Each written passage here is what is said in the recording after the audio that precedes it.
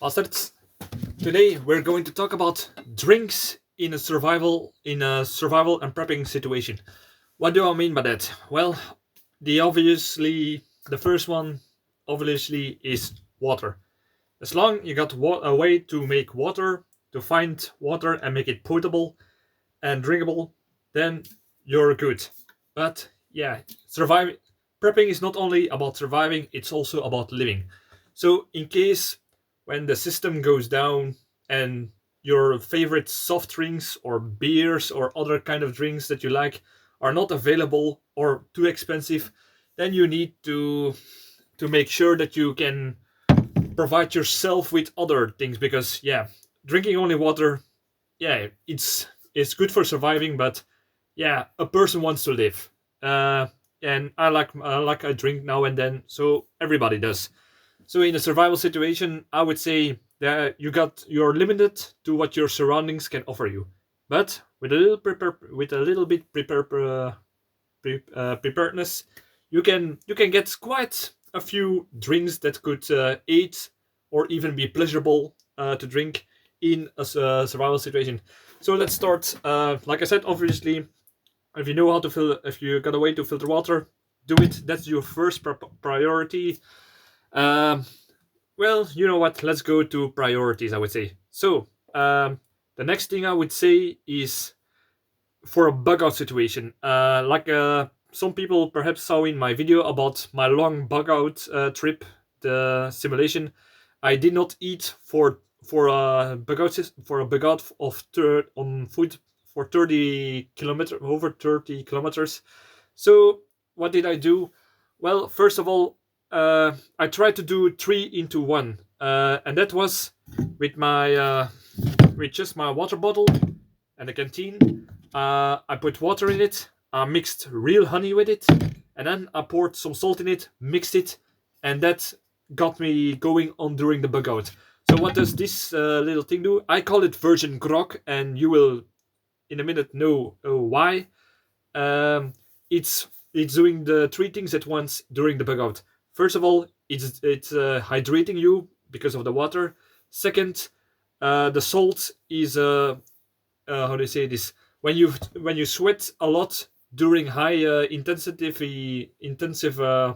workouts, or like I did a long bug out, you sweat a lot, you lose salts, and then you get cramps, and that's not the ideal situation. So that's why I put the salt in it, and I also put the honey with it for quick energy boost. So for my blood sugar and such.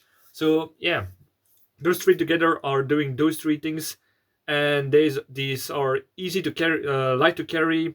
They taste actually quite good. I was surprised by that, and it kept me going for with only a few breaks to go for the 30 kilometers. So from my experience, it's something very good for the energy, the hydrating, and for the electrolytes of the because of the salt and the sweating. So yeah, so I would advise to get that. I call it virgin grog because it's like grog without alcohol, but we'll talk about that in a minute. The next thing, I would say the drinks that you can make yourself. If you got a stockpile of coffee, then you can hold out a little bit longer in a survival situation. You got two options, in my opinion, that are the best. First of all, if you really need your coffee, instant coffee. It may be not the best taste for the coffee people, because I'm not really a coffee drinker, but these will last forever. Not forever, but for a very very long time. So if you got a stockpile of instant coffee, you will be fixed for a while. So if you do not have instant coffee, I would advise the next thing, and that's coffee beans. But for that, you need two things. Damn it, I forgot my stamper. All right, two things you can do if you got coffee beans and you will store them in a cool, dark place in a vacuum pack, so they last longer. Um First of all, you need to grind them. Well, I got this is my little grinder. You put coffee beans in top of it, and then you start to grind. You take the little how do you say this, glass where the coffee grinding is, and you pour it into your coffee, mix it with hot water, And yeah, that's a way to this thing you can also make a rice flour with, but that's a topic for another day. So try to get a coffee grinder that works manually, because if you got an electric one and the electricity is out, yeah, then you need to slap with a rock, but that's not handy. So some some way to manually grind coffee is ideal. If you do not have that, you can use one of those. I don't know what the English name is. It's where you grind in a stone cup with a stone. It's not really a stick. It's a round stick that you grind it. That's also a possibility, but I forgot to take it down, and I'm too late. I'm a lazy bastard to go up. All right. So that's the way you can get your coffee if you have enough stockpile of it in a good way to store it. All right. Next thing, tea. Yeah, tea is one of those things. Yet again, if you keep it in a dark, cool place in a vacuum pack, it can last for a very long time. I prefer tea that is powdered instead of the bags, because the bags take a lot of moist and they will start to go bad faster. If you see, for example, that is if you see the pieces of mold that it took in by the slightest hint of moist, if you get one of these in these cans, the powdered ones, you can do a lot more with it, in my opinion. And yeah, I found it tasty. So yeah, tea, get it in packages or vacuum pack it yourself and stockpile it. It's cheap now, so stockpile it. That's a good thing.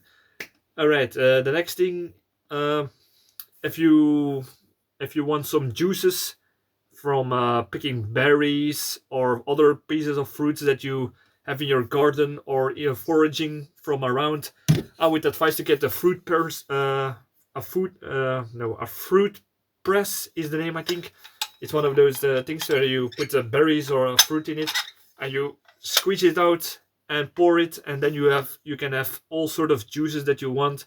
Make sure that if you take it from the wild and it might be contaminated with something, I would first boil it, uh, and then afterwards let it cool and sieve it before you take the juice. But you can drink it directly if you think it's safe. That's on your own discretion. So something to press fruit berries with. That's a handy way to get juices, and yeah, juices are rich of sugar and they're tasty, and that's can kind of be a treat for your children during a survival situation. All right. Next thing I would say is things alcohol that you can make yourself. I have a video on how to make your own alcohol, but there are two things that I like to make my own. I'm not an expert in brewing beer and making liquors, but I can make two things. The first one is my moonshine, that is just made out of old sugar and perhaps the potatoes that I make, and take the skin and try to turn that into alcohol or other pieces of fruit that you can and stoke in and distillate into alcohol. So yeah, I got a few of these jars. So yeah, that's that's also handy, not only for a drink for relaxation, but also for bartering, and for if you want to distillate again for making all sorts of products that you can also barter, but also use, like vinegar, um, disinfectants, alcohol for wounds, and such, and even with alcohol that you cannot use, that you have to normally throw away, you can use it to make candles, or how do you say this, lighter fluid for barbecues and such. So that's also very handy. So yeah, you can make from anything that can contain sugar, can be turned into, or how do you say this, from potato skin. I do not know the English name, but you can make alcohol out of it very easily. But it takes some effort and it takes some trial and error, because yeah, it could fail, it could not fail. You need to ask advice from somebody who already does this, or get it from a manual. So that's also handy. If you got a stockpile of real honey like I do, you can make mead of it. So mead is just like that is just water water and honey that you let ferment in a way that you get meat. So yeah, it's tasty. It has a little bit alcohol, but I like honey, so I like meat in general. Meat in general. All right.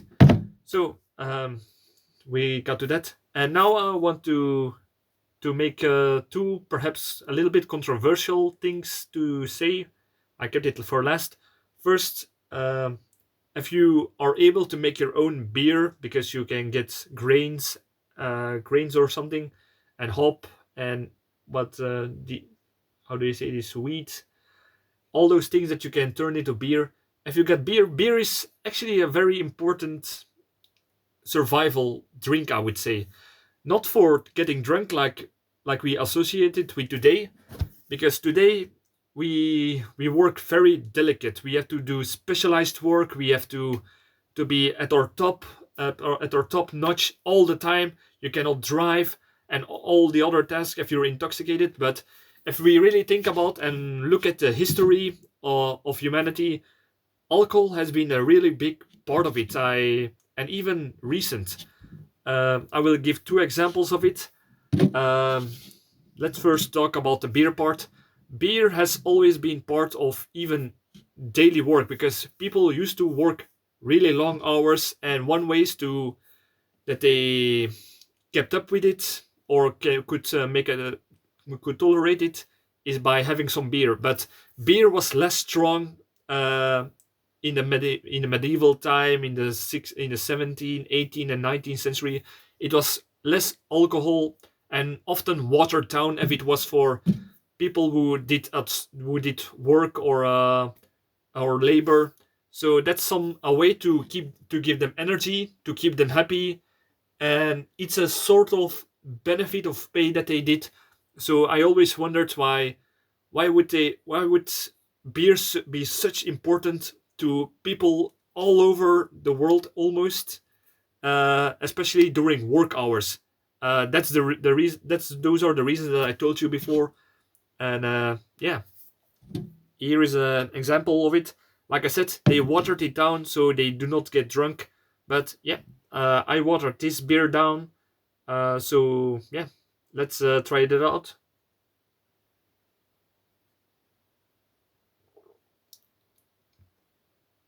Yeah, it's not the real. How do you say this?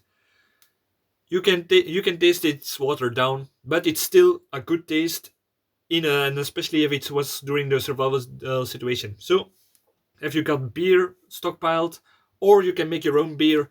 You can make if you got one little barrel of beer and you water it down, you got out let's say to 1/4 like I did with this.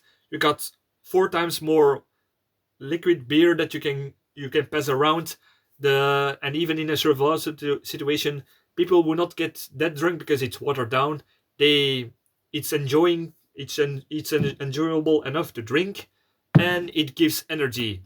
And those are actually three important factors that could help be beneficial in a survival situation. So yeah, beer is kind of underestimated in my opinion, and I kind of understand how they how they did it in the medieval times and modern pre-modern times and industrial revolution to keep people who had to work long and hard hours in a way happy and so they could tolerate it. So yeah, watered down beer, it's not bad.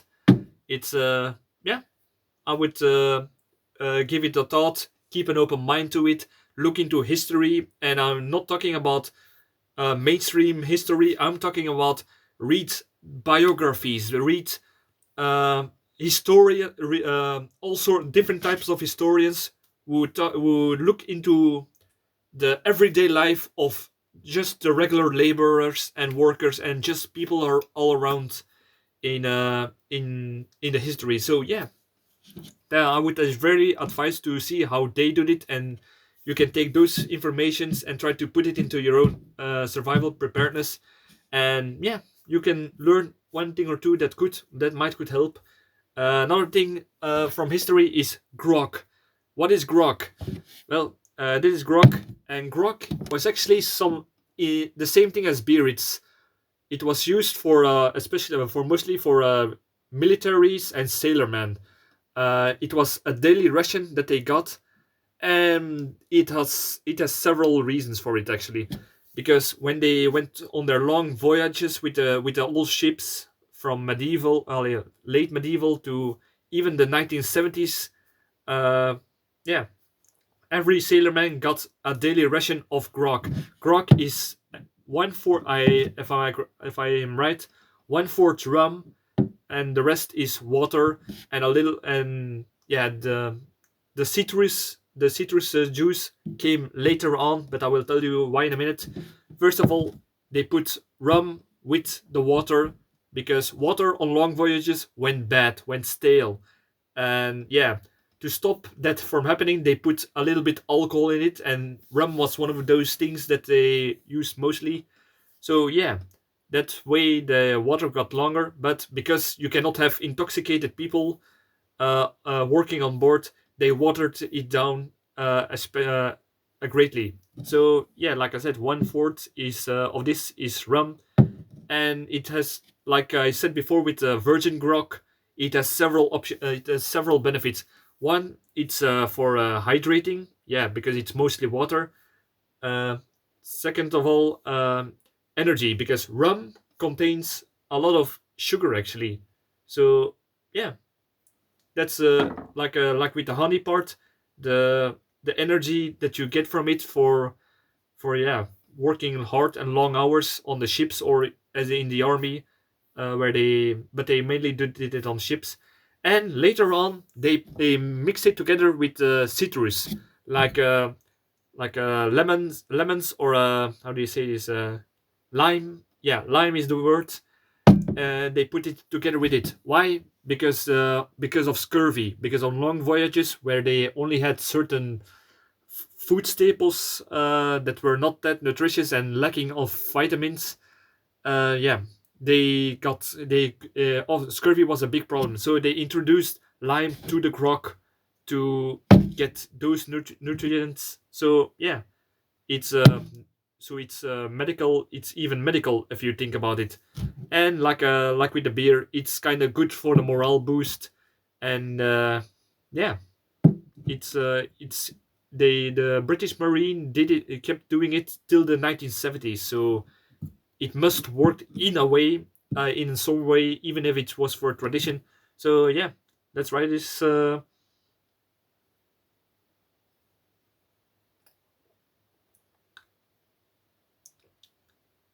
right. I think I put in a little bit too much lime in it, but yeah, I do. It's kind of tasty. It's a bit refreshing. It's like a strong lemonade if you really think about it. So yeah, it's not that bad.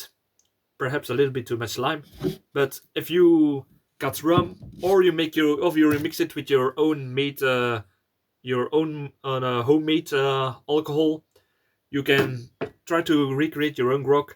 You can get bottles of lemons or lime in your stockpile. Keep it in a dark, cool, dry, and place. So yeah, this will not go bad for this will not go bad for very fast. So yeah, this is a good thing to stockpile and to get vitamins during the survival situation. So yeah, I must say this is not really that bad if you do the combination a little bit, balance it a little bit better. Perhaps you can perhaps even try to put honey or stockpiles from your sugar in it. Yeah, kind of good. Oh, next thing. This is perhaps more especially for cooking. Yeah, for cooking or for small children. But it is a bag of milk powder, and yeah, if you got milk powder in a mylar bag like this, yeah, that will last you also a long time, because and not only during survival situations but also during daily life. I often buy a bottle of milk, and I use half of the milk and the other half is going sour because I do not need that half anymore and I forget about it. So that's kind of money waste. But yeah, with milk powder, I can do it whenever I want without actually how do we say this? Refrigeration? Refrigerate. Ah, you know what I mean. So yeah, these are the drinks for prepping and for survival situations. It's more something to think about. You got to do whatever you prefer for your own personal situations. Some people will not tolerate alcohol. Other people will tolerate alcohol or like it. So yeah, uh, yeah, this is what I wanted to say about this. I hope it did give you some thoughts. Subscribe, I would really appreciate it. And yeah, I would say look up some history about daily life of common folks, laborers, farmers, and you will discover some of these tips that I gave, and it will give you something into the mind on how people could function in earlier times. That's perhaps so. That's kind of something to think about and take the good bits out of it and put it into your survival skills or your preparation stockpiles and such. Like, if you got any other ideas for survival drinks, let me know it in the comments. I'm always eager to learn. And yeah, thank you for watching and see you in the next video.